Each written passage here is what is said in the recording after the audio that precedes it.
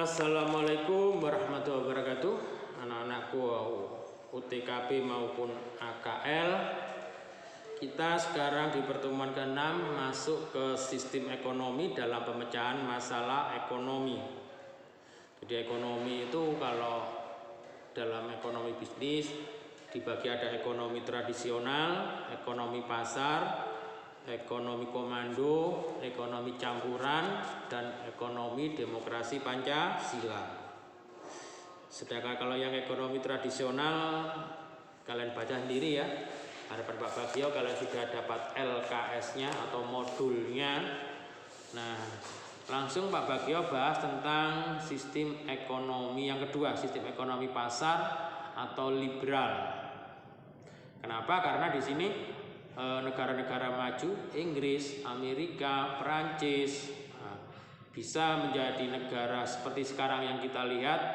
Ternyata mereka menganut sistem ekonomi pasar atau ekonomi liberal. Nah, kita lihat kok mereka bisa maju, kenapa? Nah, kita lihat ciri-cirinya.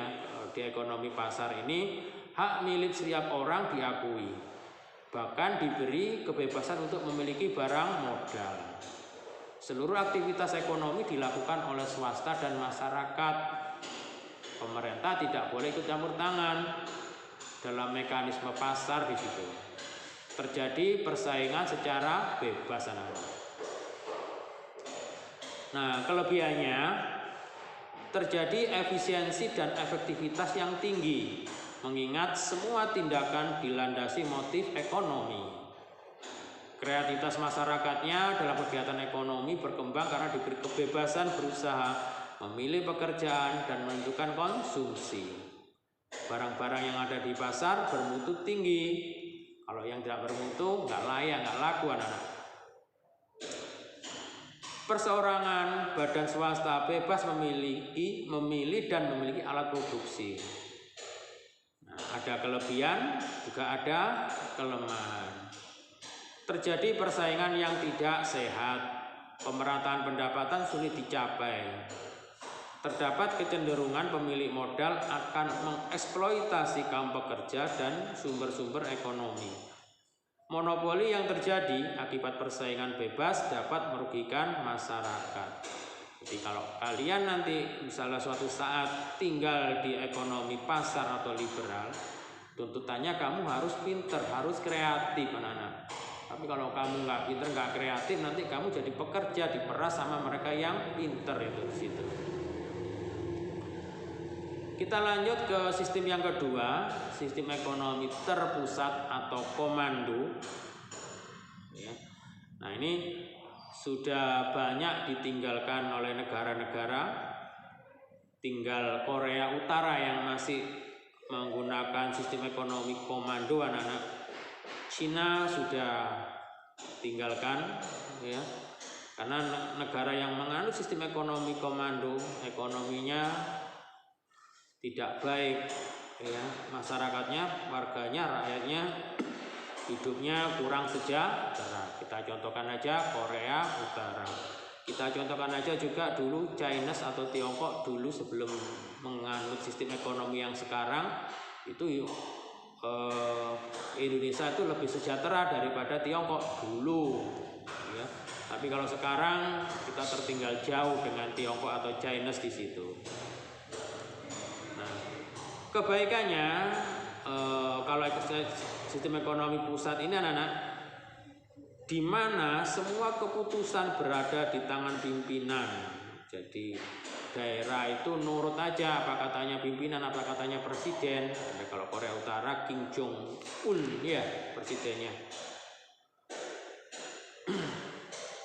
Kebaikannya, anak-anak, ya, pemerintah bertanggung jawab penuh dalam perekonomian. Relatif tidak ada jurang pemisah antara orang kaya dan miskin. Hasil produksi dapat dinikmati secara rata, mudah melakukan pengendalian harga. Teorinya, anak-anak, ya. Prakteknya kalau kalian lihat di Korea Utara, ya, yang ekonominya baik ya para mereka pejabatnya itu, ya, rakyatnya mayoritas hidupnya sengsara di situ. Keburukannya, anak-anak, sistem komando ini hak milik perorangan sangat dibatasi. dan rakyat kurang memiliki pilihan. Potensi dan daya kreasi tidak berkembang, tidak terdapat kebebasan individu. Nah, kita pernah menganut ini sebenarnya, tapi kalau kita tinggal di ekonomi komando ini, kalau kalian pinter rugi. Sehingga dulu banyak pembelot itu, ya orang-orang yang pinter dari negara-negara ekonomi komando lari ke ekonomi pasar, karena kepandaiannya dihargai, kepinterannya dihargai. Gak usah jauh-jauh, sekarang ini aja anak-anak ya, orang-orang pinter Indonesia yang disekolahkan di luar negeri itu sebagian tidak mau balik ke Indonesia karena sudah pinter. Ternyata kalau balik ke Indonesia kepandaiannya kurang dihargai. Kalau misalnya balik ke Indonesia gaji 10 juta di Indonesia, ternyata di luar negeri gajinya bisa 100 juta. Nah, kalian pilih yang mana? Ya. Jadi meskipun biasanya mereka diminta untuk mengembalikan beasiswa yang diberikan pemerintah, mereka kembalikan karena gajinya tinggi anak-anak. Ya. Yang ketiga, sistem ekonomi campuran. Namanya campuran berarti kombinasi antara ekonomi komando dan ekonomi kapitalis atau ekonomi pasar. Jadi di ekonomi campuran ini anak-anak, kebaikan-kebaikan ekonomi komando, ekonomi pasar itu dijadikan satu, kelemahannya dibuang. Sehingga dalam ekonomi pasar ini pemerintah dan masyarakat atau swasta itu jadi pelaku kegiatan ekonomi.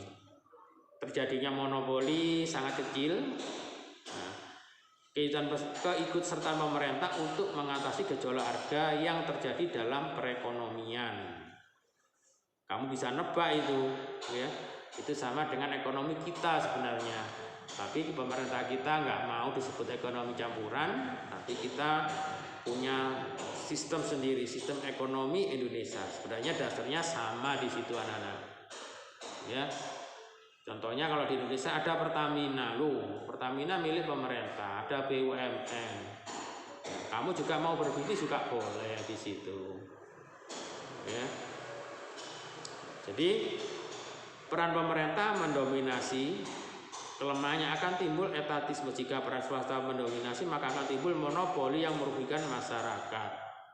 Sama-sama ada sisi negatifnya. Kita ambil sisi positifnya aja, ya.